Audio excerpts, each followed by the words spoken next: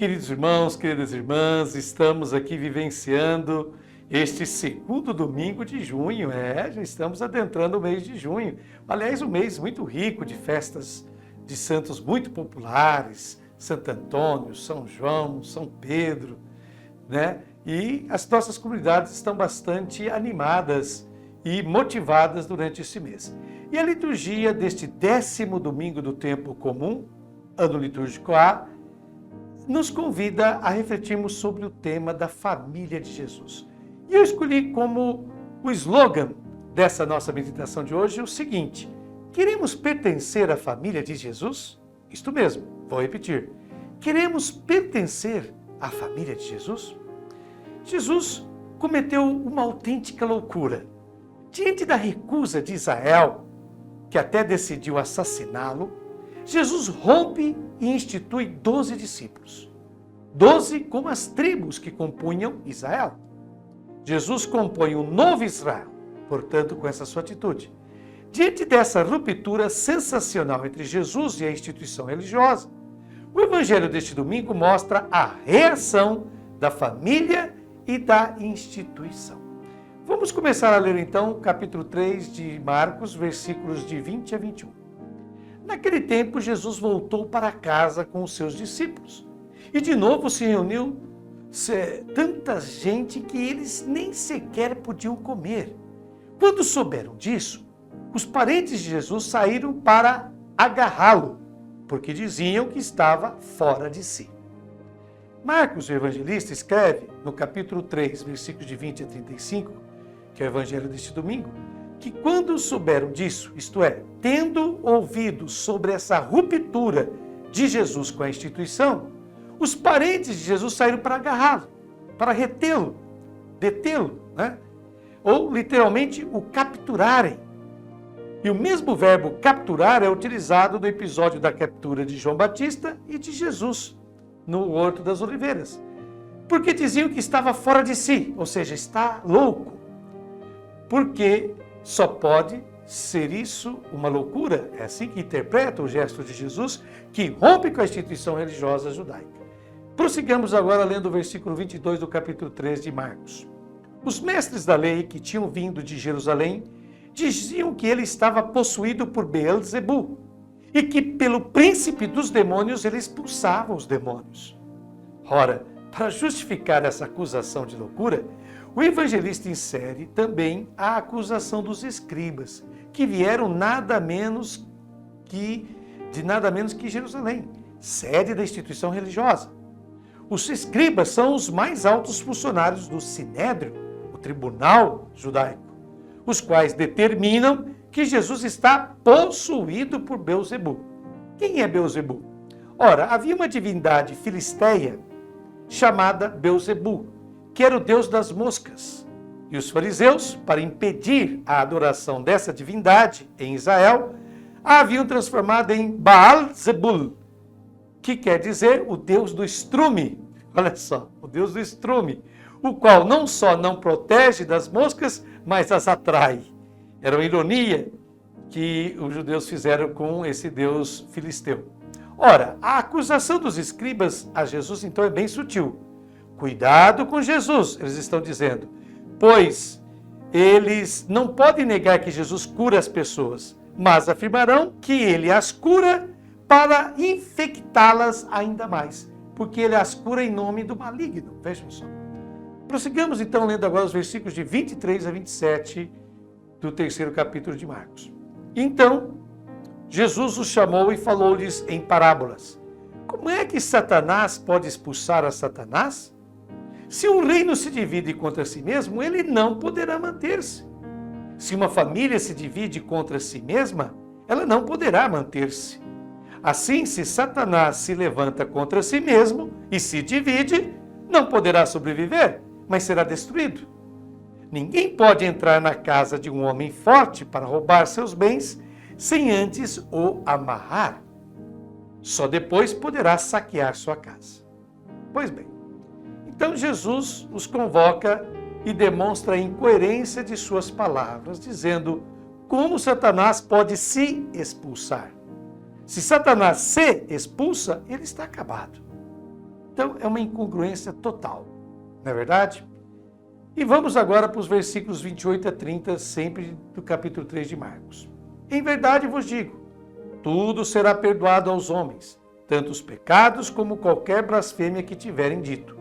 Mas quem blasfemar contra o Espírito Santo nunca será perdoado, mas será culpado de um pecado eterno. Jesus falou isso porque diziam, ele está possuído por um espírito mau. Eis então a sentença muito dura de Jesus. E o que ele diz é certo. Todos os pecados serão perdoados aos filhos dos homens, até mesmo as blasfêmias que eles dirão. Os pecados que são fruto da ignorância e da fragilidade serão perdoados. Mas, declara Jesus, quem blasfemar contra o Espírito Santo não terá perdão. Será réu de culpa eterna. Vejam só. E Jesus continua dizendo, porque diziam, ele está possuído por um espírito mau. Essa é a razão. O que é esse pecado contra o Espírito Santo? Ora, é o que já havia declarado o profeta Isaías, no capítulo 5, versículo 20 de seu livro, quando afirma que são aqueles que chamam o mal de bem e o bem de mal. Ou seja, esses escribas entendem, eles sabem, são pessoas cultas, pessoas que conhecem a Bíblia. Eles sabem que, se Jesus age assim, ele o faz com a força que vem de Deus.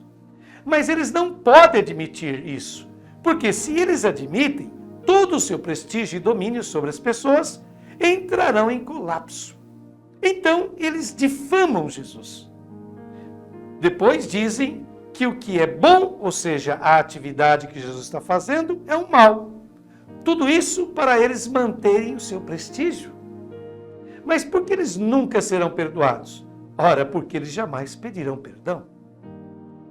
Quando Jesus perdoou o paralítico, que os mesmos escribas condenaram, eles acusaram Jesus, dizendo que ele blasfemava, isto é, que ele era culpado de morte. Então, esses líderes religiosos não se convertem, não mudam a sua mentalidade, não pedem perdão.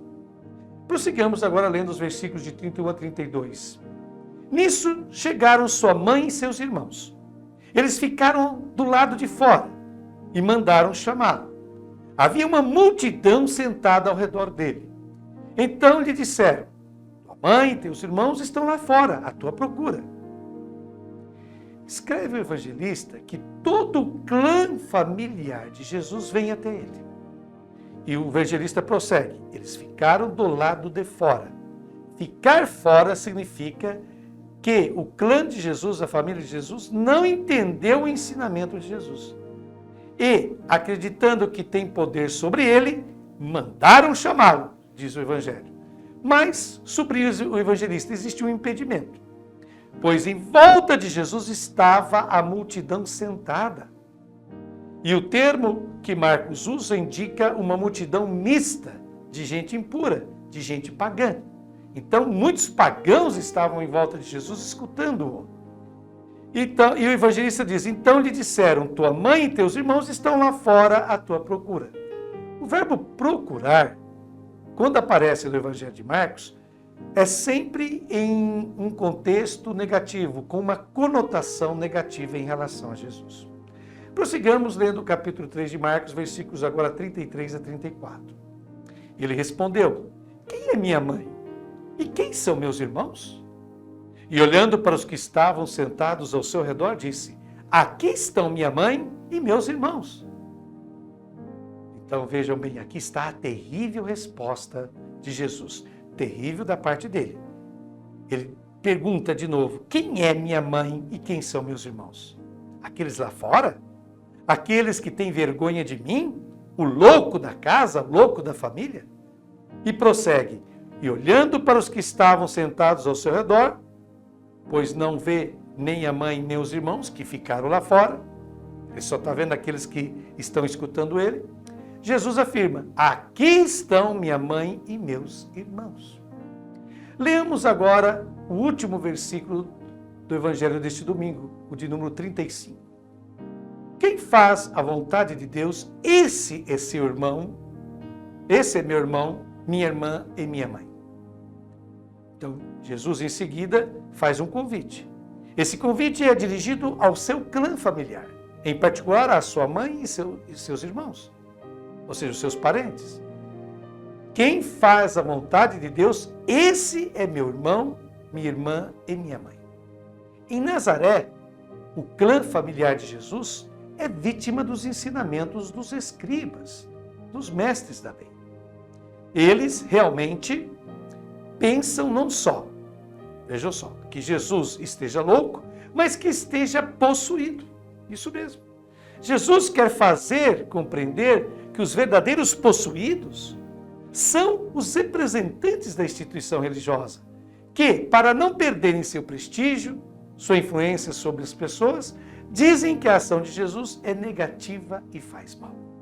Pois bem, depois dessa reflexão que nos foi proporcionada por Frei Alberto Madi, faço as minhas considerações pessoais.